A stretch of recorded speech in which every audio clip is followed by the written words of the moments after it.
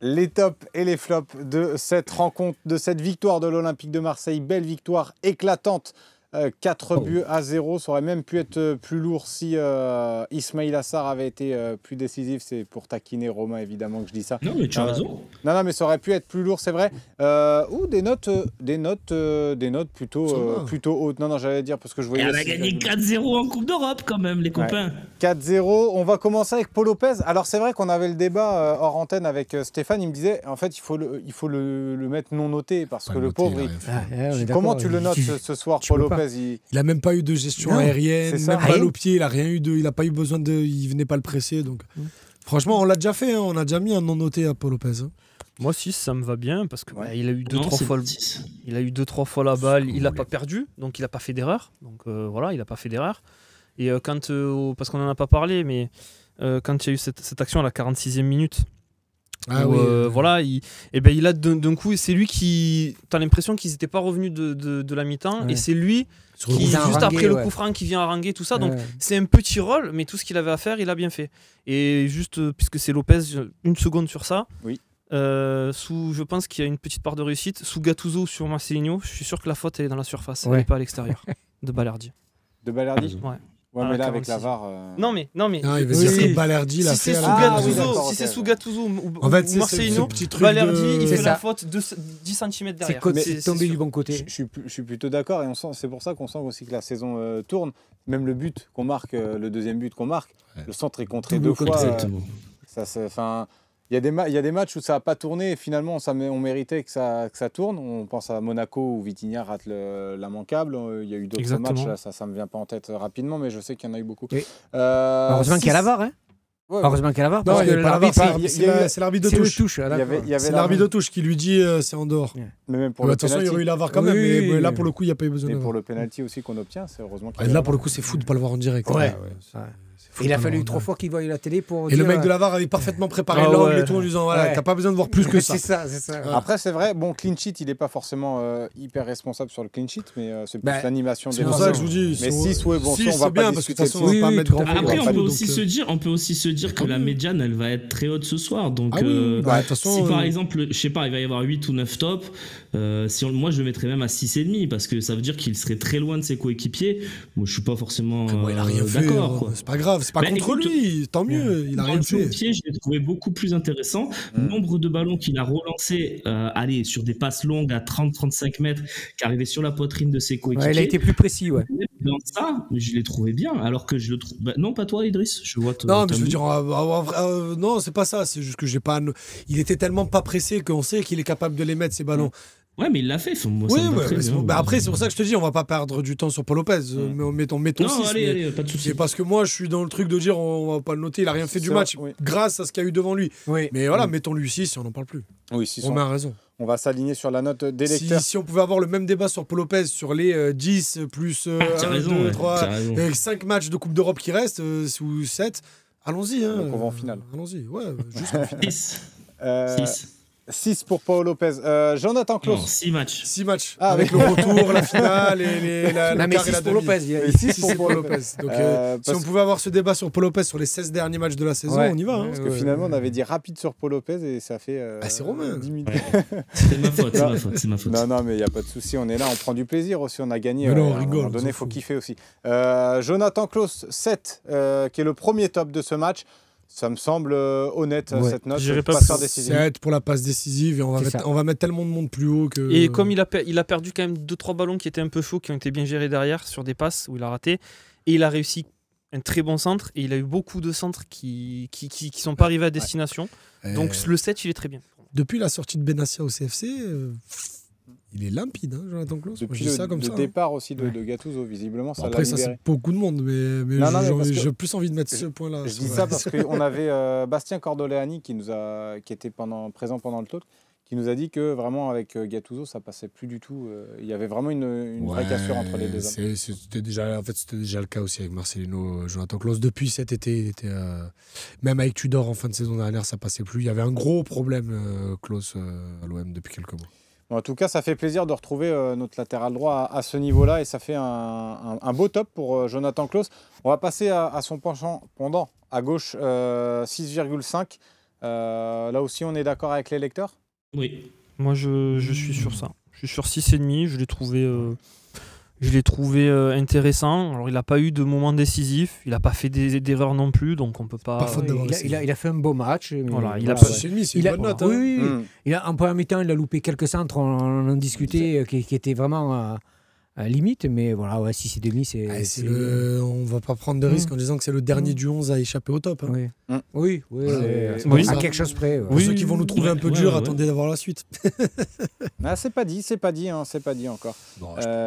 Chancel, Mbemba, Balerdi, 7,2, 7,5. Est-ce que vous montez la note de 8 des aussi. deux? Moi, je mets les deux à 8. Les deux à 8. Je négocie même pas à 8 et 7,5. Après, si vous voulez mettre 8 aux deux, vous mettez 8 aux deux. Moi, je mettrais 8 à Balerdi et 7,5 à Mbemba. 7,5 à Mbemba, 8 à Balerdi. Non, moi je suis pas d'accord. Il y a une erreur défensive dans le match, c'est Balerdi qui l'a fait. On est à 10 cm de la zone de penalty. Donc moi je suis désolé. Pour moi, Mbemba fait un meilleur match, même si Balerdi, je l'ai adoré dans ce match.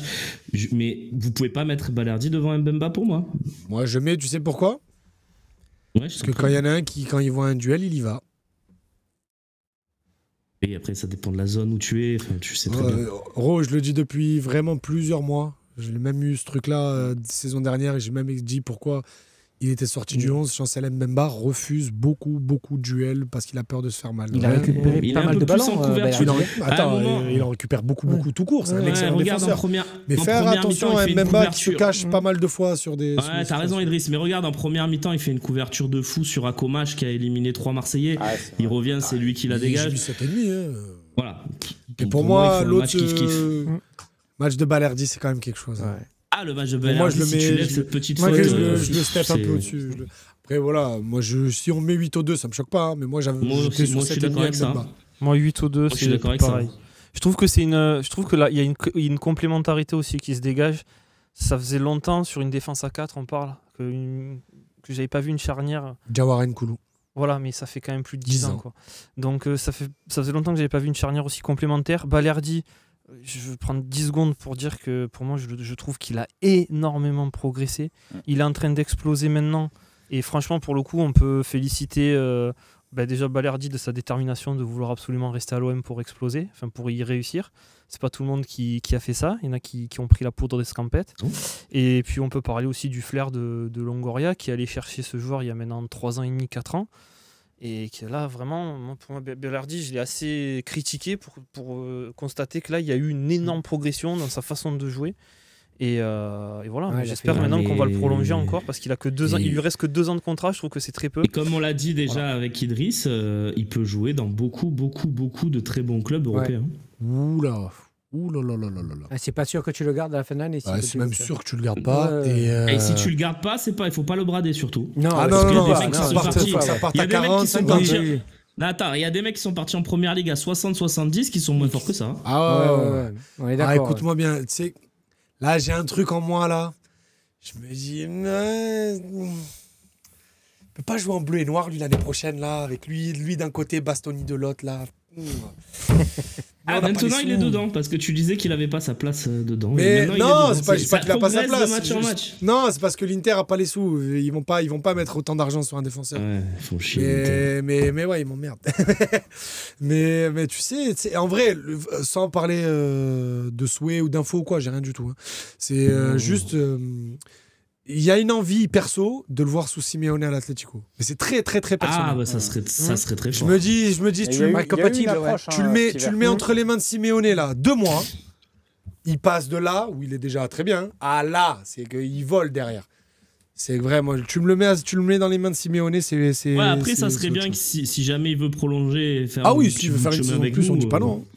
Ouais, non, mais quitte à partir, je te dis. Oui. Mais qu'il aille pas à Manchester ou je sais pas où, à Chelsea, dans des clubs bourbiers comme ça. Non, mais c'est vrai que l'Atlético, ça lui collerait. L'Atlético, là, moi.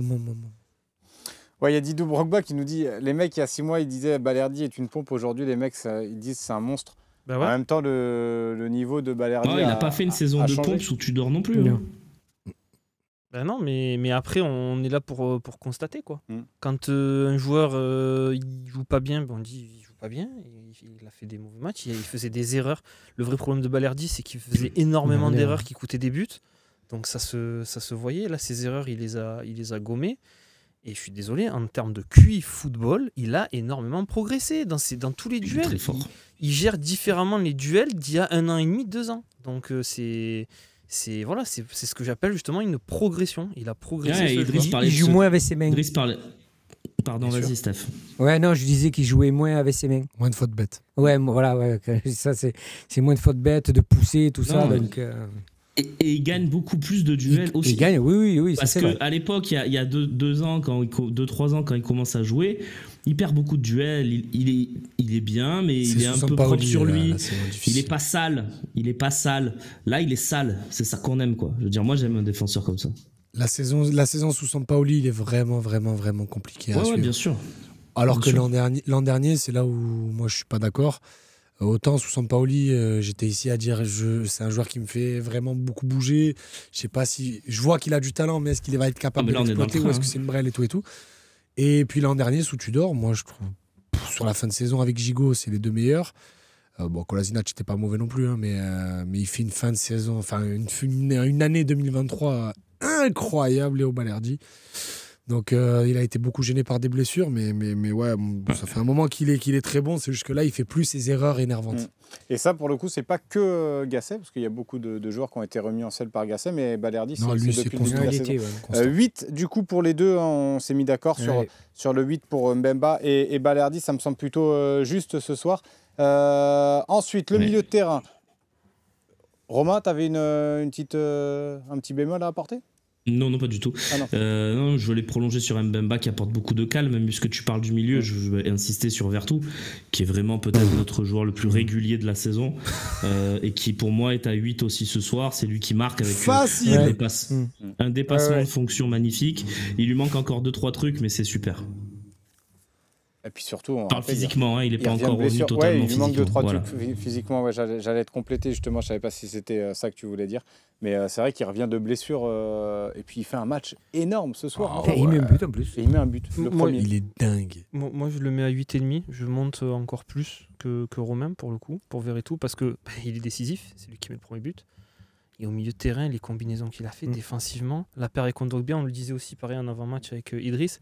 Quand tu as Verretou et Kondogbia, tu n'as pas besoin de mettre un troisième milieu, tu peux mettre 4 joueurs offensifs parce que à eux deux, c'est comme si c'était un milieu à 3 en fait. Parce qu'ils ont une activité qui est incroyable. Et voilà, là, le Verretou que je vois cette année n'a rien à voir avec le Verretou de l'année dernière qui devait surveiller les arrêts de Tavares en permanence. Là, c'est un joueur à niveau équipe de France pour moi, même s'il y a des très grands joueurs au milieu de terrain en équipe de France. Mais c'est ce niveau-là qu'il a actuellement. À ce niveau-là, il va y aller. Enfin, il va y retourner. Voilà. Moi, je lui mets 8,5 ce soir. Moi, je lui mets 8,5 Verretou. Je vais un petit peu plus au-dessus que Gondog. Dans ces matchs-là, j'entends plus parler de la Lazio, d'un joueur avec des cheveux. Je sais plus. On n'en parle plus, c'est bizarre. Parce que du coup, moi, comme on m'a dit que c'était le renouveau de Yaya Touré, moi, j'ai regardé Bayern Lazio. J'ai pas vu un joueur en bleu qui m'a manqué. Hein. Donc ouais. Non, moi je suis un peu comme Jarnik. Moi j'étais à 8,5. C'est pour ça que je dis facile quand Romain a dit 8. Pour moi, c'est le deuxième meilleur Marseillais ce soir sur la pelouse. Ah, c'est bien quand même là d'apporter la petite précision, parce que si c'est pour le meilleur Marseillais, il y aura du monde entre 7,5 et 8. Donc, Steph, toi aussi, tu montais à 8,5 ? Moi j'aurais mis 8, mais je suis pas contre le 8,5. C'est vrai que après, quand on y repense, il a fait un match. Par contre, je mettrais Kondogbia un poil moins. Voilà, c'est pour ça que mais tu sais, là où il est incroyable, Verretou, c'est dans les. Il porte les sacs. Tu sais, dans les choses dures, dans les choses un peu chiantes à faire pour un milieu de terrain. Tu sais, limite, il est en train de dire à Harit, laisse, je vais le faire, t'inquiète. Iliman, va là-bas, je m'occupe. Tu sais, la passe cassée, là, au lieu de revenir sur Balerdi, sur Mbemba, lui, il va te prendre la passe, il va la faire, ça y est, t'as gagné 5 secondes dans ton action. Tu sais, les choses dures comme ça, les petits replis. Sans parler de l'intelligence sur les deuxièmes ballons. Tout, son placement. C'est pour ça que quand je te dis les choses chiantes à faire, c'est les placements. C'est se placer de manière à fermer un certain angle de passe pour l'adversaire. C'est un cerveau sur pattes. C'est un cerveau sur pattes, Jordan Verretou. C'est le joueur le plus régulier de la saison. Il sera peut-être pas élu meilleur joueur de la saison parce que les stats feront que. Mais il faudra retenir sa saison qui est folle. Folle pour un milieu.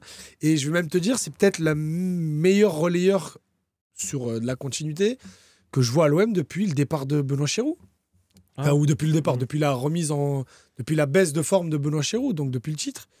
Parce que sinon, on a toujours eu des 6 un peu costauds, très forts, là, Sanadjara, Luis Gustavo, tout ça. Mais un relayeur aussi constant sur une saison, j'ai Mboula, saison Bielsa qui me vient en tête, mais c'est encore différent, il tu vois. était milieu de terrain quand même sur la dernière saison. Relayeur, la distinction est importante pour moi. Il était plus défensif, pour moi, ce que fait Verretou cette saison, c'est au-dessus de ce que faisait Guendouzi et Gerson il y a 2 ans, dans le registre. 100%. Oui. 100%. Oui, parce qu'ils étaient dans un collectif qui était beaucoup plus fort, donc. Parce qu'ils brillaient plus, parce qu'on avait 70% de possession et les mecs touchaient le ballon autour de la surface, constamment autour de la surface. Lui, ce qu'il fait. Il faut pas renigrer non plus la saison de Guendouzi sous Sampaoli qui était. Je ne renigre pas, je dis juste que c'est mieux. Dénigre d'ailleurs. Renigre, moi je répète. Je sais pas, j'en sais rien. J'étais sur Rognier et Dénigre, du coup j'ai fait Renigre. Mais mais Guendouzi sous Sampaoli c'était énorme. Le problème c'est que sous Tudor c'était moins bien. Et voilà, et que moi je suis pas parmi ceux qui regrettent Guendouzi. Voilà. Non, mais je parle pas de toi. Il a fait son temps. Je sais. En tout cas, c'est 8,5 pour Verretou et Kondogbia, c'est un peu en dessous. Ouais. Oui. Pour vous. C'était 7,5, on est d'accord. 7,5 pour Kondogbia. Genre, il a pas été excellent, il a été très bon, quoi. Oui, voilà. Pour résumer Kondogbia, moi je le vois 7,5. Tu sens qu'il est pas encore à 100%. Mais on sent que. Mais il nous fait vachement de bien, on l'a vu. Très bon capitaine aussi au passage. Très bon capitaine. Il te régule le milieu avec. Jeannick a raison. Tu sens que quand Kondogbia il parle, il y a tout le monde qui ferme sa bouche. Il y a des moments où, quand il y a un peu d'agitation, tu vois Kondogbia arriver, de suite la situation se calme. Il y a une forme de respect naturel que Kondogbia impose dans cette équipe. Et même sur le penalty, on le voit. Très bien. Ouais, c'est lui qui dit laissez-le tranquille, l'arbitre. Mais il n'y a pas eu que ça. Sur des moments aussi, quand Moreno prend le 2e jaune, il y a les Marseillais qui veulent venir agresser l'arbitre et tout. Il est là, il calme tout le monde. Il y a même un moment, il va parler à Balerdi aussi. Non, il fait très très bien son taf. Ouais, 7,5 pour Kondogbia. Je dis 6 parce que je voyais le message passer. Vous le notez bien, je trouve Kondogbia, mais c'est 6 pour moi. Silvo M, 32. C'est sévère. Ce sera 7,5 pour nous en tout cas. Et pour les lecteurs, c'était pas très loin. C'était à 7,1 et 7,2. 7,1. 7,1, c'est aussi la note d'Harit. Plutôt dans le 7 ou 7 pour moi. Ouais, 7. On est d'accord. J'étais à 6,5 sur sa première, je suis à 7,5 sur la 2, je mets 7. 7. Bien. Puis encore une passe D. Hein. Ouais, moi c'est la passe D qui me donne envie de le mettre à 7,5. C'est pas un éclair de génie fixe, il décale. Non, mais bon. Non, mais ça montre sa justesse du soir. Exactement. Ouais. Moi, mais dans le bon tempo. Oui, mais pour moi, avant, c'était pas des passes qu'il faisait cette saison. Et là, il a fait. Alors, il a fait une belle passe, là, ok. Mais combien de passes on a vu pendant le match où il aurait pu balancer, qu'il a attendu, tout ça. Non, mais voilà. Non, mais j'entends. Mais moi, j'ai vu. Oui. Je le vois moins qu'avant, ça. Enfin, sur ce match-là, j'ai moins. Elle m'a rappelé un peu l'action contre Le Havre, le but d'Aubameyang, le 4e. Et alors, l'action contre Le Havre, pour moi, il fait la passe trop tard et c'est Aubameyang qui rattrape la passe d'Harit. Moi, ce que j'aime bien dans le match d'Harit. C'est celle contre Shakhtar aussi. Contre Shakhtar, entre les deux défenseurs. Mais moi, ce que j'aime dans le match d'Harit ce soir par rapport à ses dernières sorties, ce que je disais en avant-match, c'est qu'il tente. Et il tente pas pour Amin Harit. Il tente parce que ça va dans le jeu. Ça va dans l'esprit du jeu. Et moi, un Amin Harit qui rate, je m'en fous. Parce que je veux un Amin Harit qui tente. Si Amin Harit il tente 10 fois, il rate 8 fois, mais il en réussit 2. Mon match, il est réussi pour moi. Et il faut en parler, il est très généreux dans les efforts défensifs. Oui, ça c'est vrai. Il y a eu 2-3 actions où Villarreal partait en contre-attaque. C'était le premier à revenir. C'était le premier à être présent. Puis même, il a gratté des ballons. Donc moi, je milite pour le 7,5. C'est bon. Je me suis convaincu moi-même. Voilà, je suis sur 7,5 pour Harit. Il y a beaucoup de... Il y a 7, 7, 7. Romain, tu ne montes pas la note d'Harit, on reste à 7.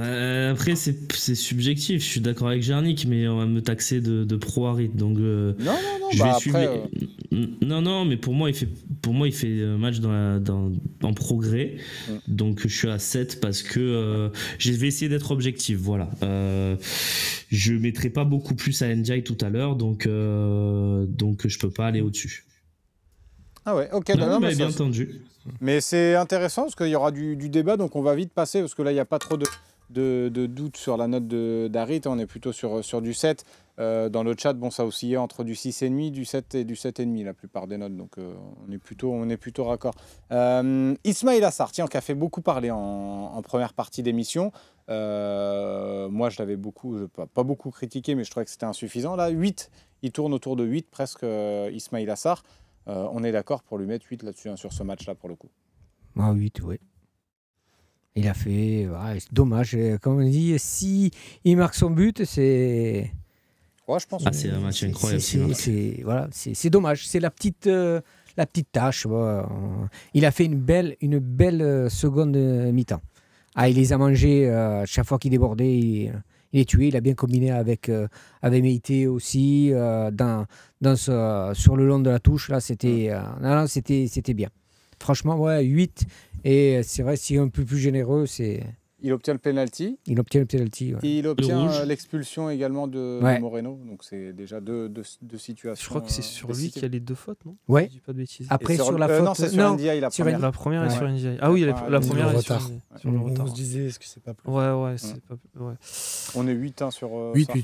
Ouais. 8.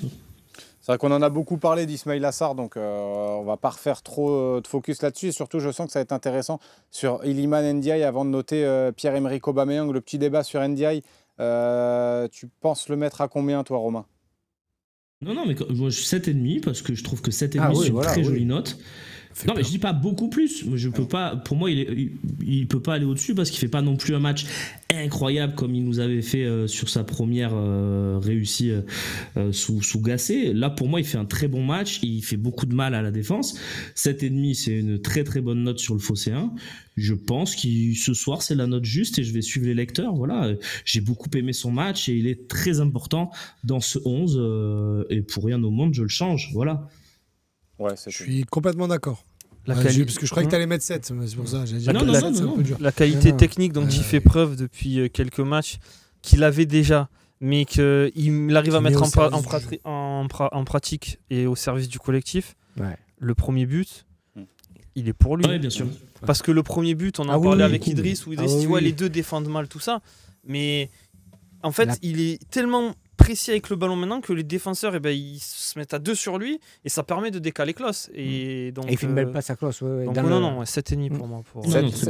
7,5. La note de Sarr, on était à 8, pour rappel à la réalisation Loïc Lachaud. Et s'il met son but quand...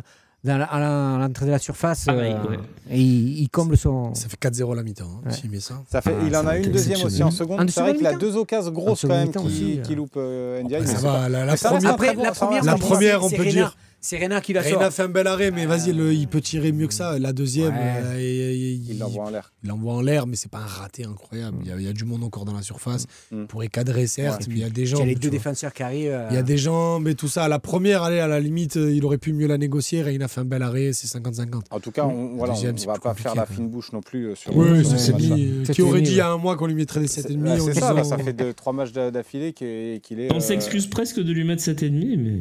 Ouais, alors que non, ça fait un bon match. Puis 7,5, c'est une bonne note, faut le rappeler. Ça fait 15 quand même. Il n'y en a pas beaucoup dans le chat qui ont eu 15 sur 20 à l'école. Petites infos de la conf, si ça vous intéresse. Le 8e top. Ouais. Allez. Gasset dithyrambique sur Sarr et Ndiaye. Quoi? Non, Gasset dithyrambique sur Sarr et Ndiaye. Et Gasset qui donne une très bonne nouvelle, c'est que Ruben Blanco est guéri. Comme on l'expliquait ce matin dans l'OM au Café. Non, on s'en fout pas parce qu'on n'a plus de gardien pour l'Europa League. Parce qu'on n'a personne sur la liste B. Non, mais... Eh oui. Donc, Nga Pandré s'est blessé au ménisque. Il est blessé. Il est blessé. Donc, ça veut dire que là, on a 2 gardiens. Parce que c'est vrai que s'il n'était pas revenu rapidement de sa blessure à la cuisse, tu allais à Villarreal avec un seul gardien, après, par exemple. C'est pour ça que si on fait que des matchs comme ça, Lopez, il peut rester tranquille. Hein. Il va pas se blesser pour un claquage. Avec un match comme ça, on mettait Oui, mais tu remarques qu'il est strappé quand même. Dans les cages. Voilà, ouais. Bravo, belle information en tout cas de Romain Herring, parce que c'est quand même une bonne nouvelle pour la suite de la compétition. Une bonne nouvelle, quoi qu'il arrive, c'est une bonne nouvelle. 8,5 pour Pierre-Emerick Aubameyang, qui est le top du top, l'homme du match de cette rencontre. Est-ce que vous êtes d'accord? Non, moi je me le mets à 9. Moi je monte à 9. 9, oui. Doublé, et alors en vrai, le but qu'il met, ce deuxième but, il est magnifique. Il y a eu avant lui, il y a eu un joueur qui portait le numéro 10 à Marseille qui a mis de sacrés buts. Là, c'était de ce niveau-là pour moi.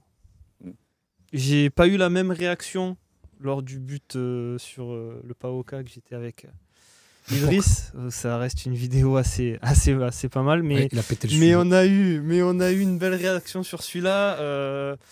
Enfin voilà, le replay pour ceux qui veulent le voir sur le but d'Aubameyang. Là, vous tapez Gernik, Le Phocéen, PAOK. Voilà, mais sur celui-là aussi, la réaction. Ouais, moi je crois on a été choqués. On a été choqués. C'était pas bien. On a été choqués. Moi, je le mets à 9 ce soir.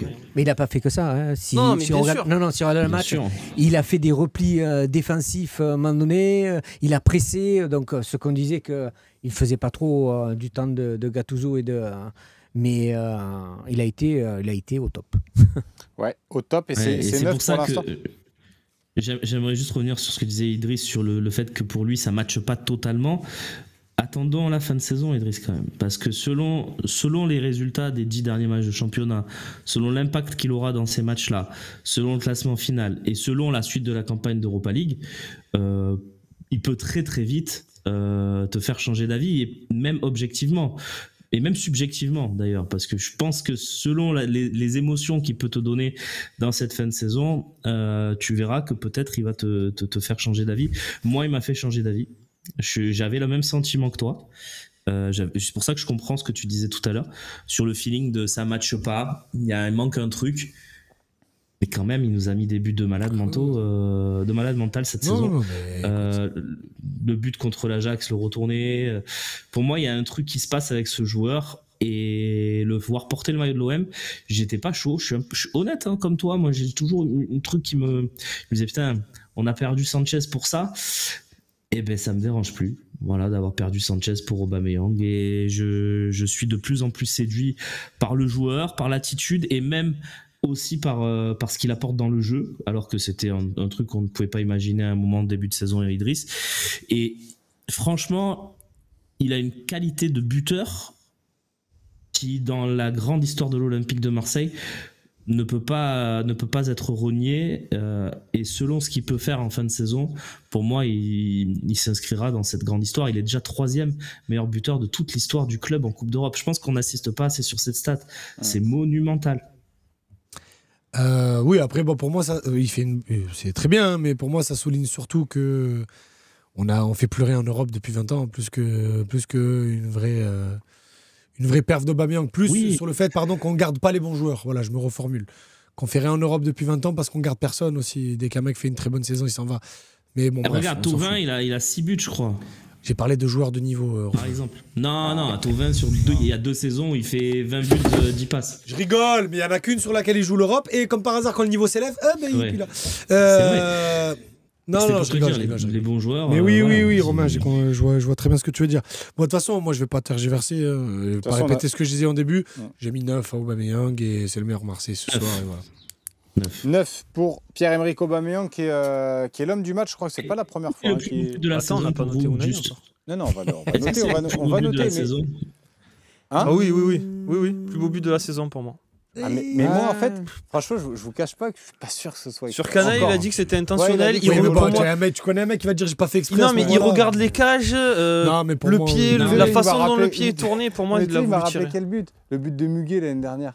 Non, le but de Muguet, il fait pas exprès. Il fait pas exprès. C'est un centre contré. C'est Muguet qui l'a. Il y a un truc qui me fait dire que c'est exprès, c'est que c'est un geste qui tente souvent.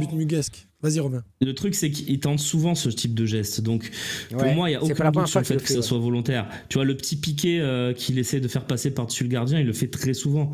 Là, par contre, c'est d'une classe incroyable.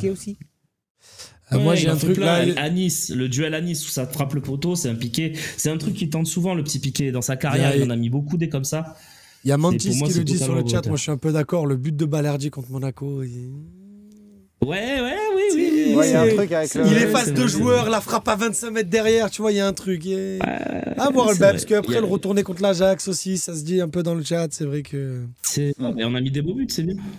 En vrai, je le disais à Gernik pendant le match.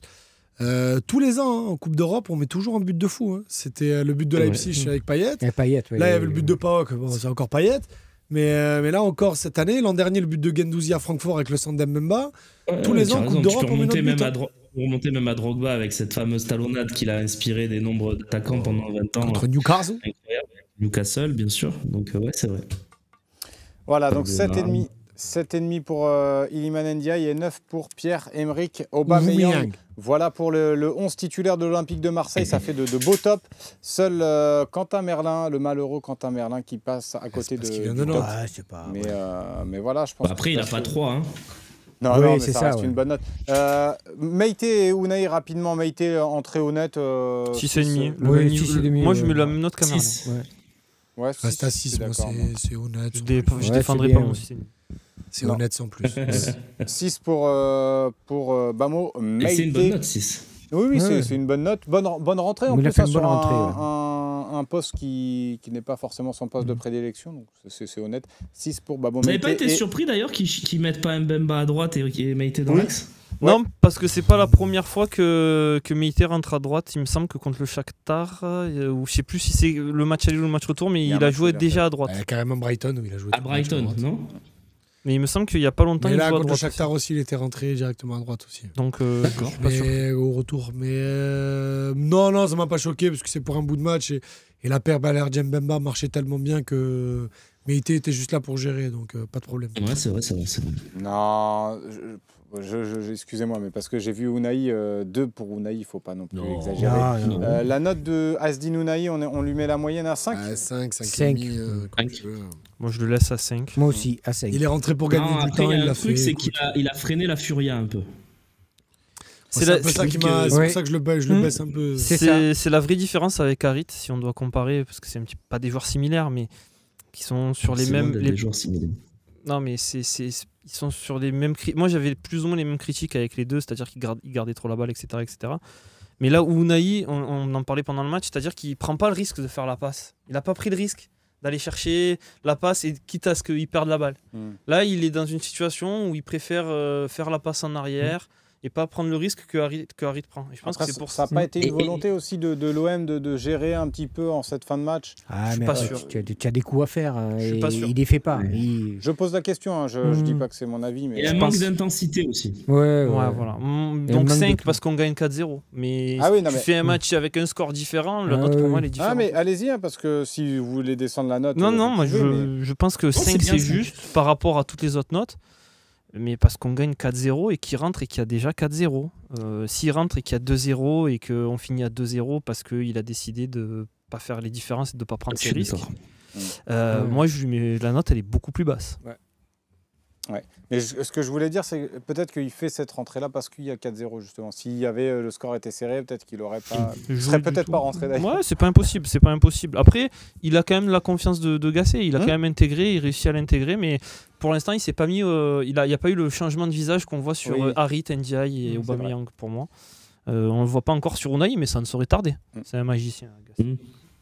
On verra ça sur les prochains matchs, même si c'était déjà un peu mieux contre Clermont sans être topissime non plus. Mais voilà, je pense qu'on a fait le tour. Jean-Louis Gasset, quand même, l'entraîneur olympien, on lui met combien ? 10, 8,5. 10 ouais. 10, il se trompe pas sur... 9, il a pas fait rentrer Correa. Il fait un 11 de départ qui est parfait, puisqu'à la mi-temps, il y a 3-0, donc il s'est pas trompé sur le 11 de départ. Il y a un 4e but, il a la réussite qu'à la 46e, donc ça c'est pour lui qu'il n'y ait pas le penalty qui fasse qu'on passe à 3-1 et qu'on doute un peu. Et puis il fait les changements qu'il faut. À la 60e, il se permet de faire sortir Verretou, encore souffler Verretou. Ouais, c'est peut-être un poil trop tôt. Pareil pour Ndiaye. Voilà, il fait rentrer Soglo, il donne des minutes à Soglo, il lui donne la prime de victoire. Il rentre de blessure. Bon, pour moi, c'est 10 Gasset. J'ai rien à lui reprocher depuis qu'il a vu Soglo et Moumbagna avec Jarny, quand on s'est regardé, on a dit « Y'a pas Correa !» De toute façon, vu son entrée contre Clermont. Non, mais voilà, donc pour moi, Gasset, c'est 10. C'est parfait ce qu'il fait. Et c'est 10 depuis le début, depuis son arrivée. Tout le monde a eu sa chance avec Gasset. Correa, il a eu 4 minutes. Gasset, il a dit « J'en ai trop vu. » Malheureusement, Jarny, t'es le seul avec le 10, il n'y a que des 9. C'est pas grave, non. Tranquille. Ah non, t'as 10 aussi Ouais, 10. Tu gagnes 4-0 en Coupe d'Europe, tu mets tes joueurs dans une confiance incroyable. Regardez les matchs de Ndiaye, regardez les matchs de Sarr. Pour moi, c'est copie parfaite du coach de l'OM ce soir. Rien à reprocher, voilà. Je mets 10, ouais. Je me garde, j'entends ce qu'ils disent, ils n'ont pas tort, mais je me garde un peu de marge. Je suis un peu comme toi. Mais 10 Non, mais en fait, je me dis qu'est-ce qu'il aurait pu faire de mieux. Ouais, non, pas grand-chose, mais il y a ce truc de confronter à une autre équipe. Mais alors, je lui enlève rien, c'est juste pour dire je ne vais pas tout en haut pour ça. Je garde un peu de marge. Moi, si je vais à 10, c'est aussi pour l'approche du match. Ouais. Je vais à 10 pour l'approche du match. Parce que regardez, la conf d'avant-match, pour moi, elle est super. Le message délivré, il est merveilleux, quoi. Tu es un joueur de Gasset, tu vois cette conf, tu dis mais on va mourir sur le terrain, mais on va écrabouiller Villarreal. Et c'est ce qu'ils ont fait. Donc moi, je vais à 10. Voilà. On a terrassé 4 équipes en 4 matchs. Alors qu'on avait du mal à battre des Monaco, des Metz. Des machins. Metz, Brest, Toulouse. Monaco 11 contre 9, tu te débrouilles à prendre des buts. Là, le mec, il est arrivé. Il y a eu 2 jours entre le 1-0 à Brest et quand il prend l'équipe au Shakhtar, 3-1, 4-1, 5-1, 4-0. Et Marseille, on n'en a pas parlé. Mais 10 aussi, ça a été. D'ailleurs, j'ai un message. Il a fait la meilleure compo possible pour l'Olympique de Marseille depuis qu'il était entraîneur. Les gars, vous trouvez pas que c'est le meilleur match de Marcelino? Ah oui, on l'a fait pendant le match. Meilleure prestation de Marseille. De voir Mosquera à l'entraînement toute la semaine et se dire titulaire demain. Et c'est marrant parce que là, il a pas mis le survêt. Il était en col roulé, veste noire d'habitude. Le dernier clean sheet qu'on fait. C'est contre Thionville. C'est quoi? C'est Thionville? C'est quelle équipe qu'on joue? Pas Thionville, mais... C'est quelle équipe qu'on joue en Coupe de France? C'est là où on gagne? C'est Thionville. C'est Thionville. Je pense que ça date de là. Dans un match sérieux. Ouais, c'est ça. Non, mais après. Oui, non. Clairement, non? Ouais. Mais non, clairement. Clairement. Lyon, alors. Touba, il marque. Lyon. Non, il faut remonter un peu plus tôt. Lyon 3-0. 3-0 contre Lyon. On a dit une vraie équipe. Remonte encore. Ouais, c'est vrai, on a dit une vraie équipe. Rennes juste avant. C'était quoi après Rennes? 3-0 contre Lyon le 6 décembre. Mais du coup, comme il a dit une vraie équipe, qu'on élimine C'était contre Lyon.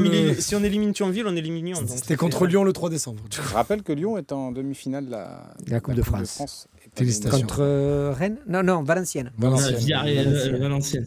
Valenciennes, ouais. Oui, mais c'est bien, ils pourront perdre avec honneur en finale contre Paris, ça sera cool. Ou Rennes, ou Nice. Paris.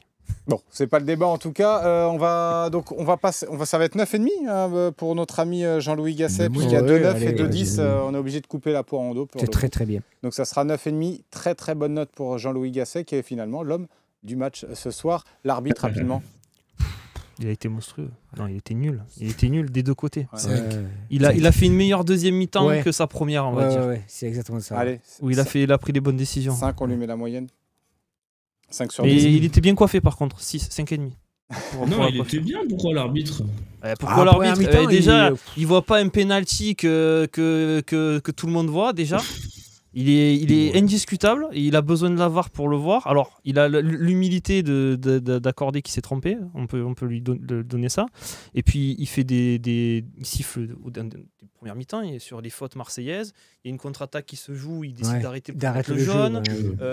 Moi, je trouve qu'il s'est trompé en début de match et qu'il a fait une meilleure deuxième mi-temps. Pas lutter, tu n'as pas tort, mais bon, après... Allez, 5 pour l'arbitre, on va pas passer non plus 107 ans sur l'arbitre. J'ai oublié son nom d'ailleurs. Gouchoukou. Voilà, parfait. Merci Idriss pour le nom de l'arbitre.